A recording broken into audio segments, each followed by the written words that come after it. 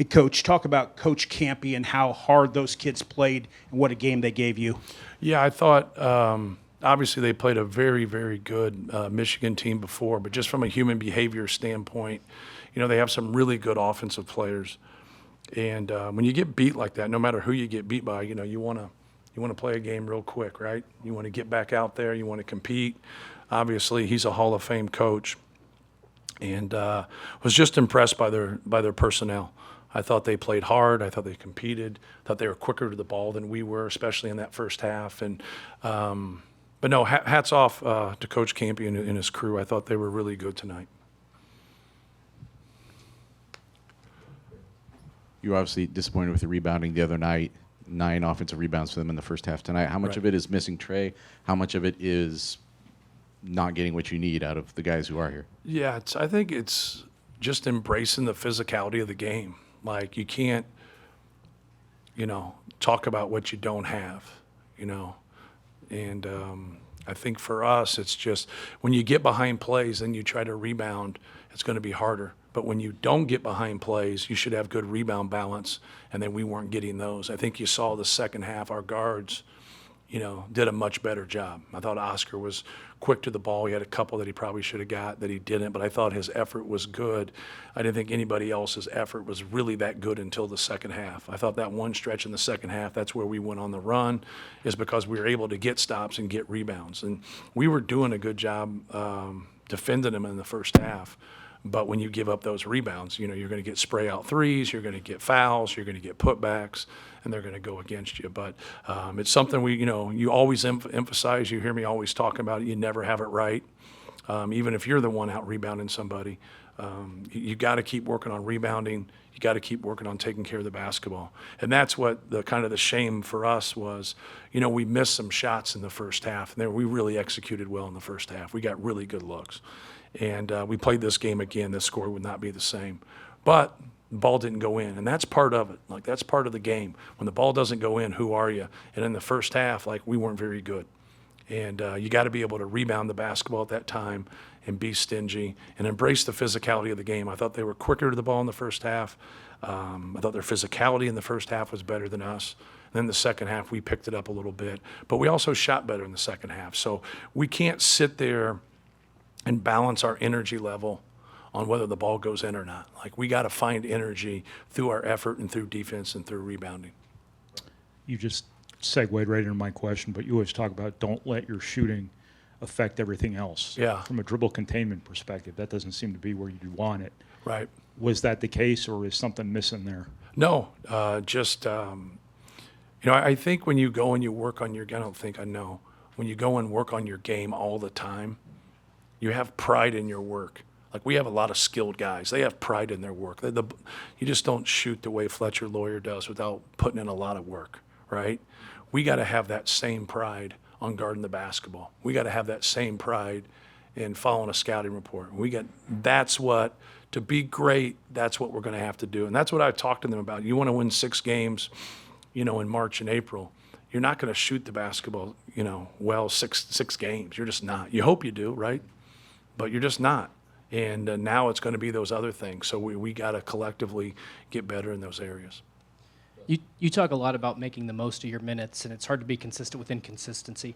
But Liam Murphy came in for about a 3-minute stretch there in the second half, and I know he didn't get a ton of rebounds, but it seemed like he was around the ball and knocked down a couple of big shots for you. Just how important was that during that 2-minute stretch there in the second half? Oh, it was huge. And, that's what he can do. You see there's no hesitation. He missed his first couple, then he makes that one at the end of the first half. But that stretch right there where it's at about a 1-possession game, he makes, seem like back-to-back threes. I don't know if it was. And that gives us a lift. And I know I didn't go back to him. I thought JB did some good things. But just from that spot, you look at Jack playing 29 minutes in his second game, Liam playing around 11 minutes. And, you're getting 6 threes from that spot. We got to do a better job of maybe helping them through matchups. We get into some tough matchups. Those guys are really, they're really threes, right? If we want to get right down to it physically. But you see where it helps us on the offensive end, kind of the in-betweens on offense and defensive rebounding. That's where we got to shore it up. But, yeah, give Liam credit. Like, that's tough to do. It's tough to do, but he proves that he's a prolific shooter. Matt, part of the possession battle is, turnovers. You were 13-2 assisted turnover ratio away from Braden. Just what's kind of the key to all the playmaking around Braden even? Yeah. I think that's obviously a bright spot across the board. I think we have, Oscar's a good passer, TK is a good passer, Fletch is a good passer, JB's a good passer. So Omer's a very good passer. So then, now you're dealing with maybe the best passer in the game. So, you just want to keep taking your shots. I don't think that's our issue.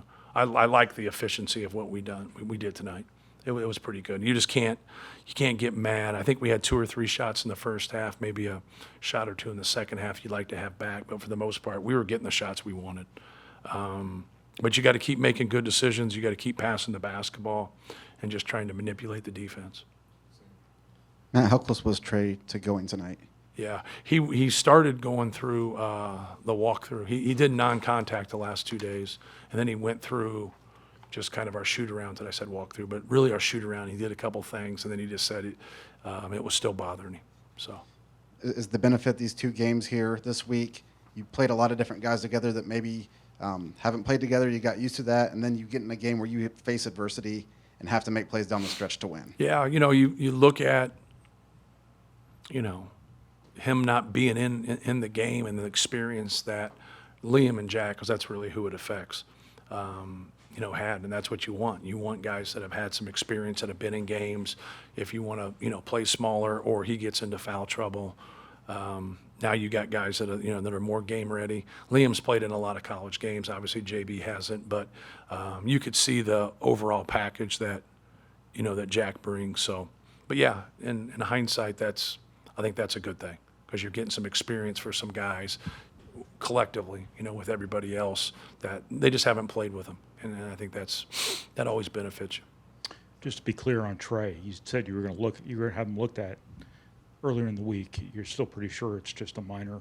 Yeah, they day-to-day did. They type did thing. X-rays, and they said it was everything was, there was nothing.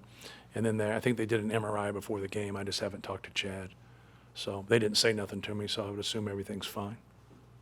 Hey, Matt, talk about Oscar, how he's adjusting to the senior leadership on the team, Yeah. and being an older guy, how he's adjusting, how well he's playing. Yeah, he's good. I think he's somewhere going to be in between how he played at Washington State and how he played at South Dakota State. One place he averaged 7 and 4 in 20 minutes. The other place he averaged 18 and I think 12 and a half in 27 minutes, if I got all that right. So I think he falls somewhere in between there. Just the Daniel's there also, so he doesn't, tonight was a lot of minutes, I think, for him, but that's what he's been used to playing. But yeah, anytime, you get 4 blocks in 29 minutes and 9 rebounds and 5 for 6 from the field, 4 for 5, those are good numbers. I think we got to do a better job around him. We can't rely on him to get every single rebound. We got to get it. And with that being said, I thought, Braden got 7. JB got 7, he got 9. I thought we were all right in the second half. In the first half, we just got to do a better job and be more ready. Coach, coming out of halftime, Braden was the guy to bring the energy with those 2 3-point plays in the first couple of minutes. Was that the message from you for him to attack more downhill, or is he just that kind of player where he wants to take over the game himself? No, we were just going to open it up. We were getting looks, in a regular game, how it takes off, we were getting the looks that we want. We were getting a lot of perimeter looks.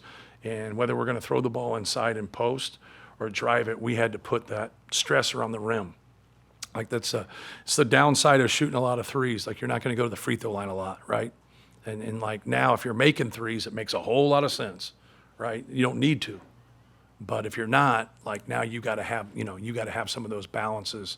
And they were staying home with some shooters, so we just thought trying to let him just kind of maneuver and set some screens, maybe a short roll here and there. But now Oscar blasting after he sets it.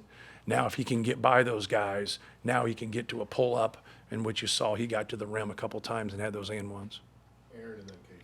CJ Cox was quiet on Tuesday and then had a good, efficient night tonight. What difference, if any, did you see from him tonight? Yeah, just, the game's going to evolve. A lot of times people that follow it, they don't understand from game to game. You're going to have some different opportunities, especially in a situation like this where they're playing a very unique zone. It's what they're leaving open. It's not what we're trying to manipulate, because their zone is very unique and very different. But you're going to find yourself open sometimes when you shouldn't be open, and then you'll find yourself covered when you think you're open. It's like sometimes like nobody's on you, and sometimes two people are on you.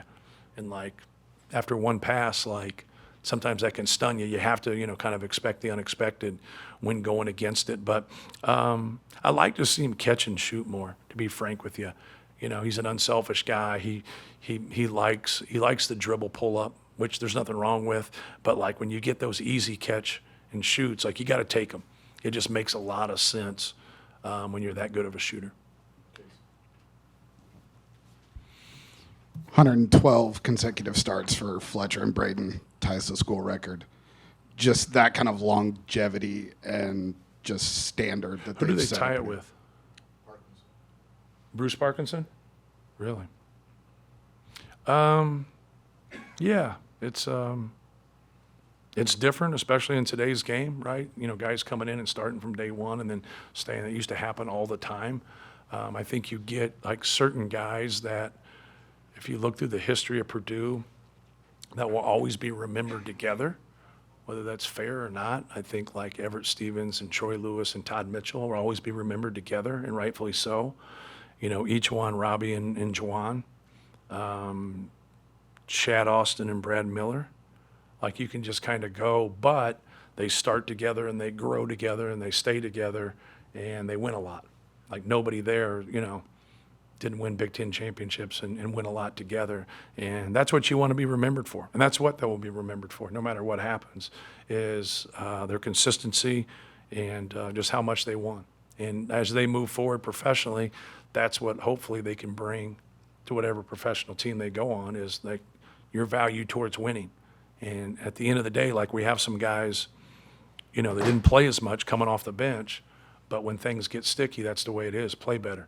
Like, and they've been there. Like those guys they've been there when that's been them too. And they've always showed up the next day and tried to win the next game. And but no, they've had a fabulous career, but you kind of don't like talking about it until it's over. Like, you know what I mean? Like right now, like get a rebound. Yeah. I said that with love too. From our vantage point, I assume most of us could not see what happened to CJ in the first minutes. Just what happened there. He came out of the game for an extended period of time and then came back. It seemed Yeah. like he got scraped in the face, maybe. Yeah, he got cut. He got a cut right over his eye, like you'd get like in a boxing match.